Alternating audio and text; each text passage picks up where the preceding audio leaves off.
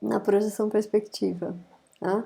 Definida uma janela de recorte no plano de visão, a gente vai ter, assim como acontece na projeção ortogonal, a gente vai ter um volume de visão, né? Um volume em que eu enxergo, né? Dentro da projeção perspectiva, né? Dentro do mundo, eu enxergo esse volume aqui, tá?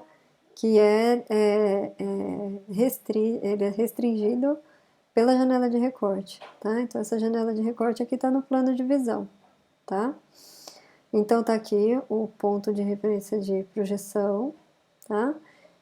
Tá aqui o plano de visão, tá? E aí, no plano de visão, eu defini uma janela de recorte, tá?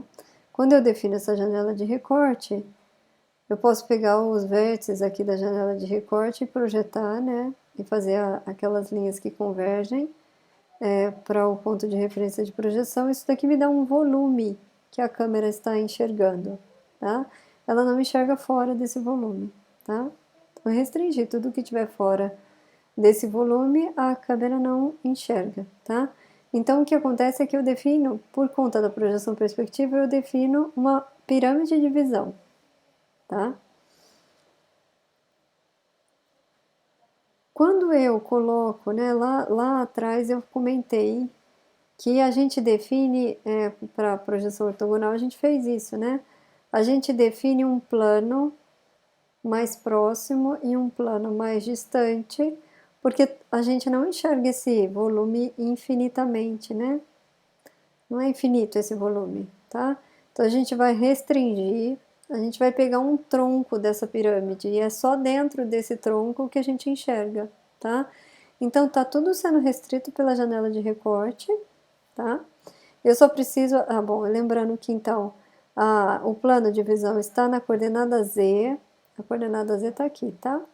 O plano de visão está na coordenada Z, ele é paralelo ao eixo X, Y de visão, tá? Então aqui é simplesmente uma coordenada Z, tá? Aí eu defini um X mínimo e um Y mínimo e um X máximo e Y máximo da janela de recorte. Quando eu fiz isso, eu já defini essa pirâmide de visão, tá? E aí eu defino mais uma coordenada Z, dizendo, olha, esse aqui é o plano mais próximo, e mais uma coordenada Z para dizer esse é um plano mais distante, tá? E aí é nesse tronco que a gente chama de frustum, tá? É um tronco daquela pirâmide de visão, é o que eu enxergo. Eu só enxergo o que está nesse tronco. Então pode acontecer da gente posicionar a câmera e o que está muito próximo da câmera eu não está enxergando. Eu só enxergo o que está nesse tronco aqui, tá? Então, dependendo de onde a gente coloca o plano mais próximo e o plano mais distante, existe um espaço entre a câmera e esse tronco aqui que a gente não enxerga, tá? Não é como acontece no mundo real, né? No mundo real a gente enxerga tudo que está entre a câmera e o que restringe o campo de visão da câmera, né?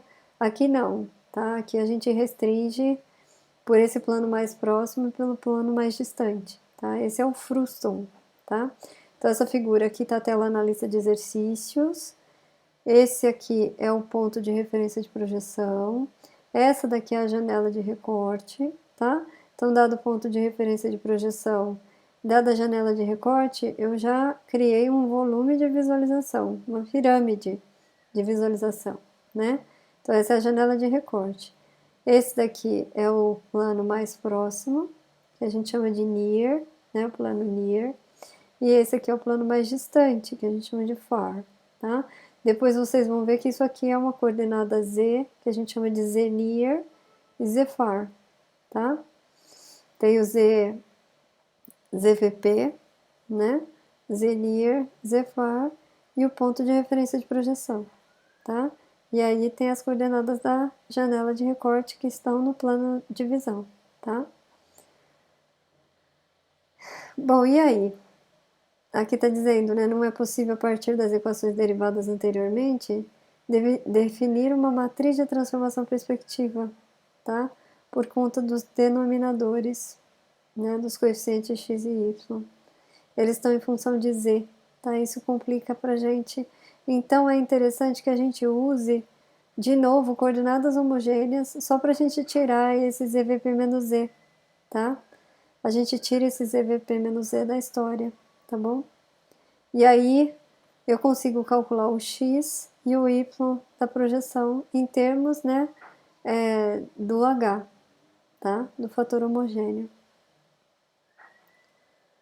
E aí a gente consegue encontrar o ponto, né, de projeção, que é esse pH. Mas aí depois a gente tem que fazer a divisão pelo H, tá? Então pH vai ser o quê? Vai ser a M pairs, que é aquela matriz de projeção perspectiva, que eu já mostrei para vocês antes, vezes o P, tá? E aí ao final eu tenho que dividir as coordenadas por H, que esse H é PRP menos Z, tá? Tudo isso é exatamente o que o OpenGL está implementando, tá bom? Então a M-pairs é essa daqui, tá? Sendo que esse SZ e TZ estão definidos mais pra frente, tá? Acho que estão definidos nos próximos slides, tá? Desculpa, esse SZ e o TZ são os fatores de escala, tá? Para que a gente consiga normalizar as coordenadas, tá? Bom, e aí, como que a gente faz para definir a projeção perspectiva? Tá? Tem alguns detalhes agora próprios da projeção perspectiva, tá? E é o seguinte, né? Você tem a linha que passa pelo centro da janela de recorte, tá? Você pega essa linha aqui, pega o centro da janela de recorte, e aí eu passo essa linha aqui, tá? Nesse caso, a gente está vendo que o frustum é simétrico, tá?